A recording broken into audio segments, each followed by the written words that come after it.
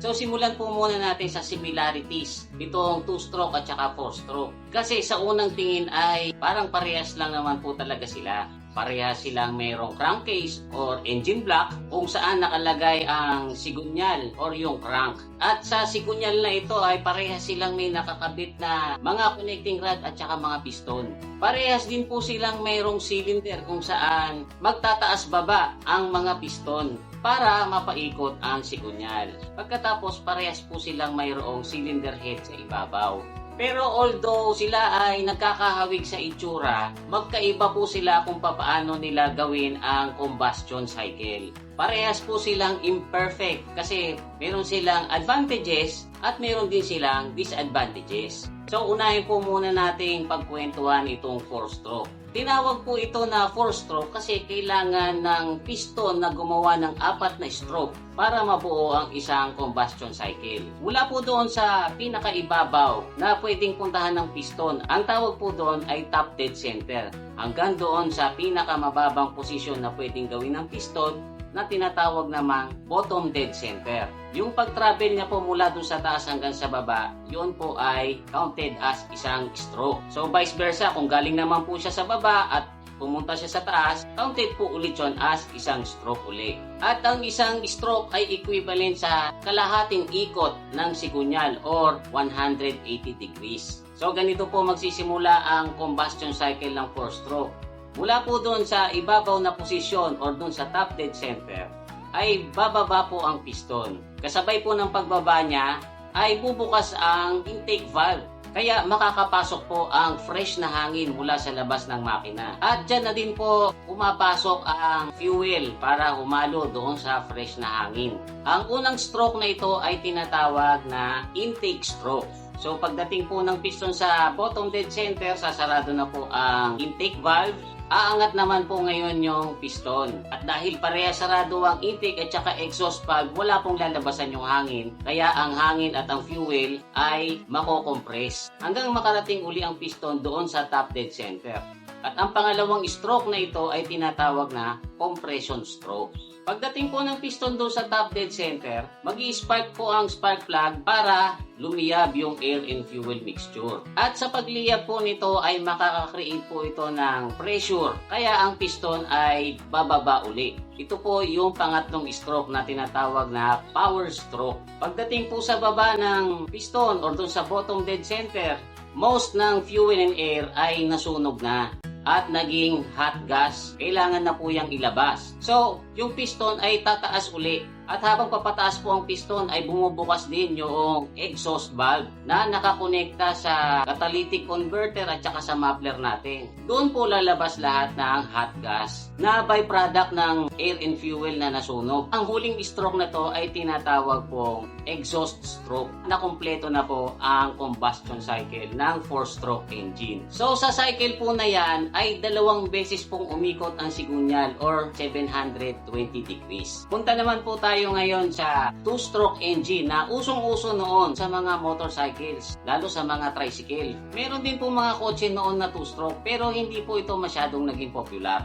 Ang 2-stroke engine po ay kakaiba kaysa sa 4-stroke engine kasi hindi po siya sa hangin na nanggagaling lang doon sa may ibabaw ng piston umaasa. Ginagamit niya rin po yung hangin na nasa ilalim ng piston or yung nahandon sa crankcase. So ganito po nagwo-work ang 2-stroke engine. Kapansin-pansin po na sa cylinder head ng 2-stroke engine ay walang mga valves. Sisimulan po natin yung cycle sa taas uli. So bababa po yung piston at sa pagbaba po ng piston ay kinocompress niya yung air and fuel mixture sa ilalim or doon sa crankcase. At dahil sa nako-compress po ang air and fuel mixture, maitutulak po ito papunta doon sa transfer port. Papunta naman doon sa ibabaw ng piston.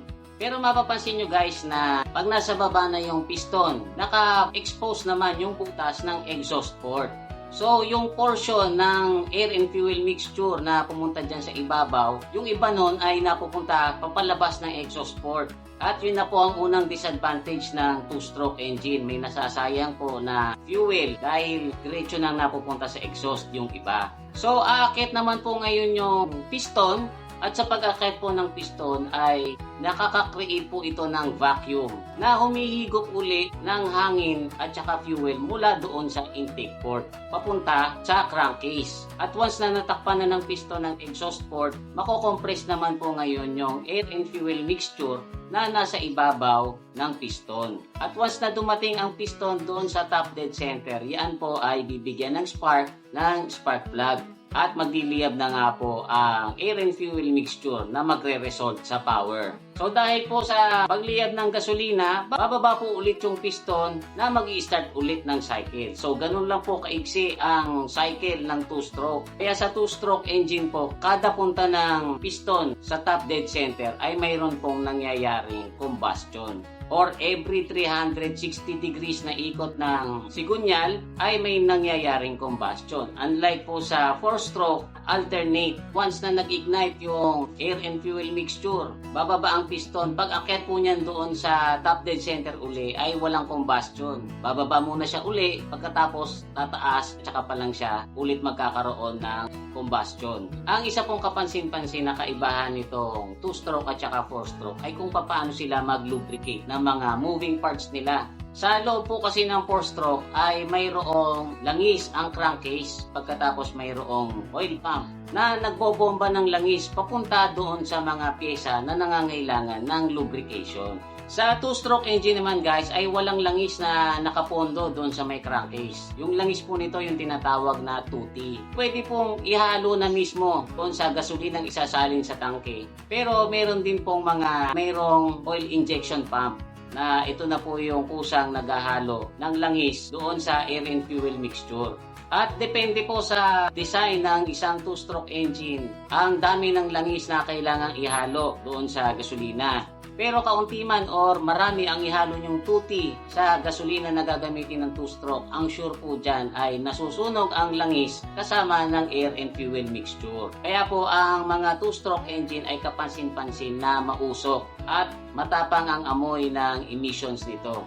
At dahil din po sa rason na yan, maraming bansa ang ipinagbawal ito na gamitin pa sa mga sasakyan kasi malakas po ito talagang mag-pollute. Ang isa pa pong disadvantage ng 2-stroke engine, maasa lang yung mga moving parts nito sa inihahalong langis sa gasolina, mas mabilis po ang wear and tear ng mga moving parts nito. Kaya doon po sa mga nakaranas na gumamit ng 2-stroke engine, na katulad ko na nahilig noon sa karera ng scooter na Dio at saka Jag, mabilis pong mapudpod yung piston ring at pati na rin yung cylinder. Kaya from time to time ay kinakalas po namin yan at pinaparebor para mapalitan ng mas malaking piston. Mas madali naman pong kalasin at saka gawin ang 2-stroke engine kasi kakaunti po ang pyesa at saka mas simple ang design. Hindi nyo na kailangang i-timing. Unlike sa 4-stroke engine na kailangan i-timing yung ikot ng sigunyal doon sa pagbukas-sara ng mga valves para ito umandar ng maayos. So guys, I hope na naipaliwanag ko ng maayos itong pagkakaiba ng 4-stroke at saka 2-stroke engine. Kung meron po akong nakalimutang sabihin, ay pwede nyo pong i-comment sa baba. As always, huwag nyo pong kakalimutan mag-like at mag-share.